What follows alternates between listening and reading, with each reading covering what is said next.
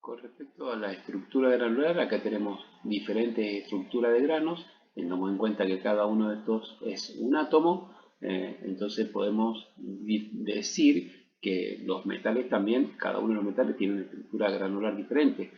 ¿Qué es lo que tenemos que tener en cuenta nosotros de la estructura granular? No hace falta que aprendamos cómo es la estructura granular de cada uno de los metales, pero sí es importante que podamos volver a tener, después de realizar la soldadura, la misma estructura granular. Eso es fundamental para que la resistencia del metal siga siendo la misma, que eso no varíe.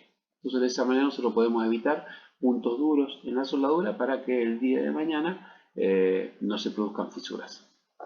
Entonces, acá dice que es necesario entender cómo afecta el calor a la estructura y al grano de los metales, pues tanto el tamaño del grano como la estructura cristalina tienen una influencia directa sobre la resistencia a las juntas soldadas. Eso es fundamental. La resistencia la vamos a lograr siempre y cuando nosotros podamos mantener la estructura granular y el mismo tamaño del grano. Después vemos las características mecánicas. ¿Qué es lo que dicen las características mecánicas? Determinan el comportamiento de los metales cuando estos se someten a distintos tipos de cargas. Podemos citar como más importante la resistencia a la tracción, ductilidad, tenacidad, fragilidad, etc. Hay muchos esfuerzos y muchas resistencias que se producen en los metales. Por ejemplo, nosotros podemos decir que hay un esfuerzo de tracción y también podemos decir que hay un esfuerzo de compresión. Son diferentes esfuerzos que se producen en una barra. Pero también hay una resistencia a la tracción y hay una resistencia a la compresión, que ya lo vamos a ver un poquito más adelante. Podemos decir que un metal también es tenaz. Fíjense que, y podemos decir que un metal es frágil. Un metal tenaz es un metal que es duro, resistente, pero que también es dúctil. Un metal frágil, podemos decir que es un metal duro, que es un metal resistente, pero también puede ser frágil. También un metal puede ser frágil y no ser duro ni resistente. Son diferentes características que pueden llegar a tener los metales. Por eso hablamos de características mecánicas. Nosotros acá vamos a comenzar a ver cómo se comportan ciertas partes de la estructura. Después dice efectos del calentamiento sobre la estructura de los aceros. Cuando el acero, que es una aleación de hierro y carbono, se calienta desde la temperatura ambiente hasta los unos 835 grados, estamos hablando de acero al carbono en este caso. ¿Está bien? Cuando llega a 835 grados, eso se llama temperatura crítica o temperatura de Temple. Ustedes van a ver que en ese momento el acero está al rojo. En ese momento, cuando tiene 850 grados, el carburo de hierro se compone en hierro y carbono, y distribuyéndose el carbono uniformemente en el hierro. No sé si por ahí han visto o han escuchado hablar de un tratamiento que es para endurecer metales que se llama temple. En este caso se calienta el acero, que tiene que tener cierta característica, no puede ser cualquier tipo de acero, pero tiene que tener un cierto porcentaje de carbono, a 835 grados aproximadamente, que es la temperatura crítica o temperatura de Temple, como dice ahí.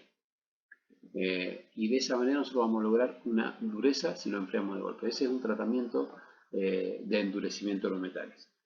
Pero cuando nosotros llegamos a los 835 grados, que es la temperatura crítica del acero al carbono, y seguimos calentando por encima de la temperatura, va aumentando el tamaño del grano. Quiere decir que el tamaño del grano se hace más grande. ¿Qué quiere decir esto? Que el metal se va expandiendo.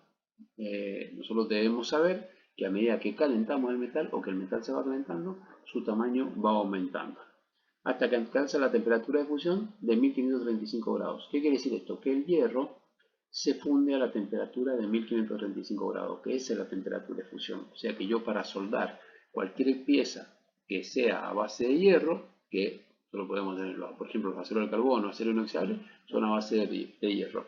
Tenemos que llegar a esa temperatura con el metal para que se pueda llegar a soldar bien.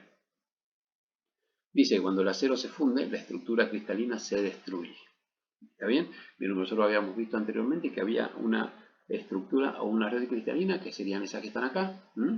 Esto es cuando el metal está sólido, pero en el caso que el metal llegó a la temperatura de fusión, esa red cristalina ya no existe más. Ya cambió totalmente. Entonces los átomos quedan libres y sin ninguna relación definida entre sí mismos. O sea que hay átomos de carbono por un lado, átomos de hierro por otro lado, queda todo desparramado en el momento que la soldadura está en estado líquido. ¿Qué pasa cuando se enfría? ¿Mm? Si yo después de soldar, puede suceder que la soldadura se enfríe rápidamente o se enfría a una temperatura ambiente o se enfría lentamente. ¿Está bien? Entonces dice, si se enfría el metal desde el estado de fusión hasta la temperatura ambiente bajo condiciones adecuadas, se producen exactamente las transformaciones opuestas a las que se experimenta el metal durante el calentamiento. ¿Qué quiere decir esto?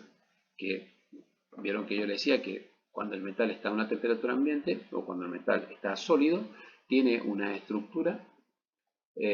Cuando llega a la temperatura de fusión, esa estructura se rompió, ya no está más, pero a medida que se va solidificando y se va enfriando, después de la soldadura, esa microestructura, si nosotros cumplimos toda la normativa para soldar, vuelve a formarse tal cual era.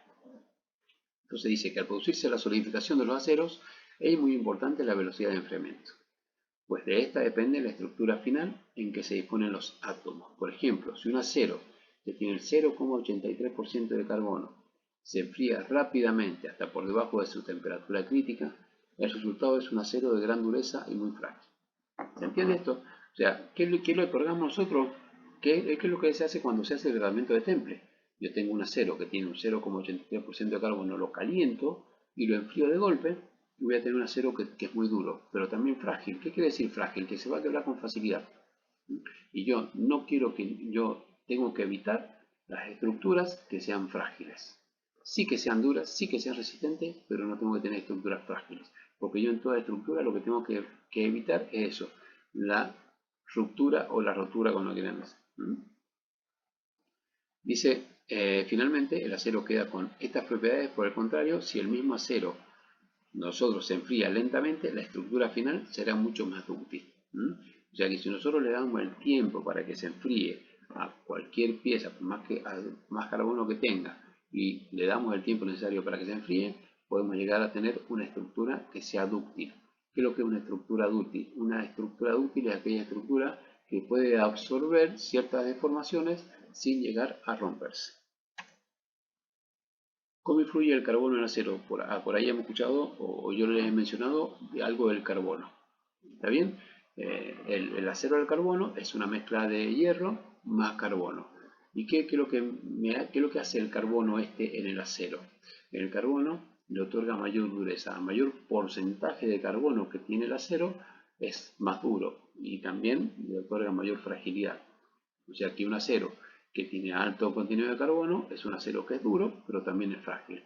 Un acero que tiene bajo contenido de carbono es un acero blando, que es mucho más trabajable, pero también más dúctil. Efecto del calor aplicado durante el proceso de soldadura. En soldadura pueden producirse enfriamientos muy rápidos de algunas zonas, lo que puede producir puntos duros, los cuales pueden ser origen de fisuras o grietas en el cordón, que es lo que nosotros siempre tenemos que evitar. Alguna vez seguramente han escuchado, no se le echa agua a la soldadura. ¿Sí? La soldadura obviamente después de soldado. Cuando terminamos la soldadura no se tiene que enfriar rápidamente. Siempre tenemos que evitar eso. ¿Por qué? Porque nos van a generar puntos duros. Esos puntos duros son lo que son frágiles y que el día de mañana van a dar origen a una fisura. Dice también, además hay que tener en cuenta que mientras una zona de la pieza se encuentra en estado de fusión, el resto de la misma tiene temperaturas variadas. Como veíamos recién en la diapositiva, ¿sí? que veíamos que una parte del metal tenía una temperatura, la llama tenía una temperatura, y la parte más alejada del metal, la temperatura era menor. En la pieza que nosotros soldamos pasa exactamente lo mismo. Hay una zona que tiene la temperatura de fusión y a medida que se va alejando de la zona de soldadura, la temperatura va siendo cada vez menos. Después dice que, fíjense que está subrayado, cuando se sueldan aceros de alto contenido en carbono, si no se toman medidas para evitar los cambios de estructura, bien sea mediante calentamientos previos o disminuyendo la velocidad de enfriamiento, la soldadura quedará demasiado frágil, por lo que la pieza será prácticamente inservible. Siempre que nosotros soldamos un acero que tiene alto contenido de carbono, tengan en cuenta una cosa, cuando nosotros hablamos de acero con alto contenido de carbono, hablamos de un acero que tiene más del 0,45% de carbono.